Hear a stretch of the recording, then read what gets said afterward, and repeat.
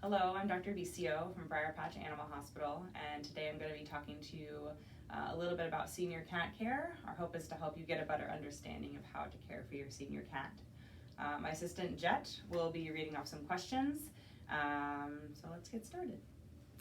Dr. Vissio, how will getting older impact the health of my cat? So it can have many changes, just like in humans. We can see slowing down, some nutritional changes. Age is not a disease, but as we age, we are more likely to have disease, which makes annual exams and screening tests really important so that we can catch things early. Really, I think it all comes down to observation. Looking for changes is the best way to help maintain those good years as long as possible. How do a cat's nutritional needs change as they age? It really depends on what they're doing, what their activity level is, what their body condition is, whether they're thin or whether they're a little bit heavier. Also depends on if they do have any underlying disease processes. Cats especially, since they are not always the easiest to medicate. It's really great that we have nutritional options that we can help manage disease processes so that you can just give them the food. It's really important to give them that food exclusively so that they can have those health benefits, but nutrition certainly is the basis of a lot of health issues.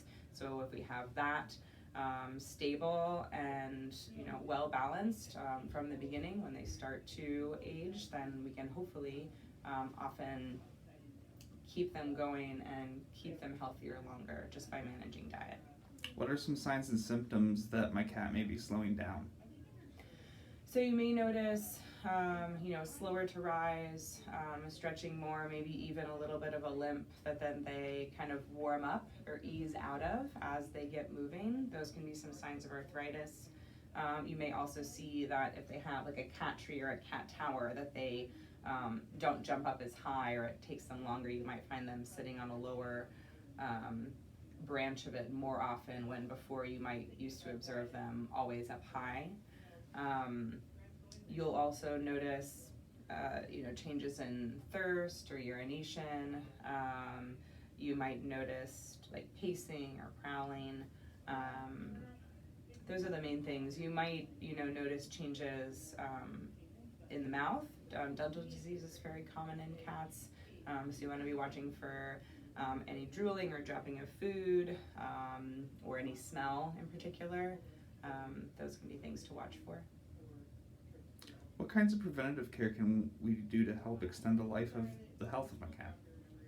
So preventative care really, I think, is the most important. So annual exams, we will check weight.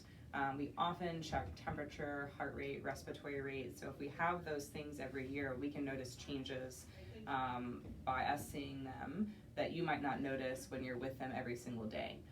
So watching for a drop in weight or a significant increase in weight. Preventative health not only includes the exam where we listen to the heart and lungs, we feel the kidneys, we feel the intestines. We're going to talk about bowel movements and urination habits. We're going to talk about food and eating habits. That's the basis of where we help find what can be fine-tuned or changed. And then we really often recommend, especially in our senior cats, annual blood work. Because we can often find subtle changes. We can find the beginning of kidney disease before it really becomes manifested as obvious in the body. So we can implement changes earlier so they don't become so muscle wasted. We can also check for things like diabetes. We check for liver disease. We check electrolytes. Cats also like to get mysterious things sometimes, like anemias.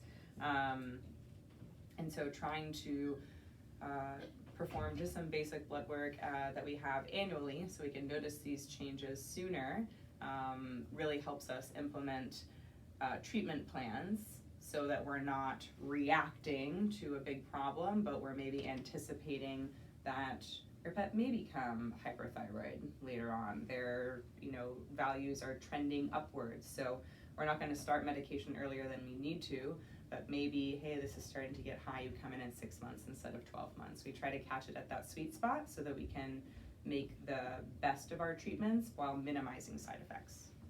What is the most important thing to know about caring for your senior cat? Most important thing I'd say is observation. Really, you're the ones that are with them all the time. You know their behavior. They're always going to be a little bit more stress coming in here, but we also have ways that we can minimize stress. I think sometimes people are reluctant to bring them to the vet because they think that that will be too stressful for them. But I really find that our staff are really kind. We know that about cats. We anticipate that, and we really try to make every effort with feel away, behavioral pre-medications to reduce stress, to bring them in so that we can help them. So observation, changes in habits, that's really the most vital thing that you can provide to give us information we need to help you.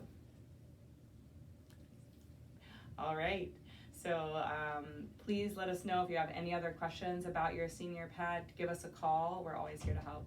Thanks for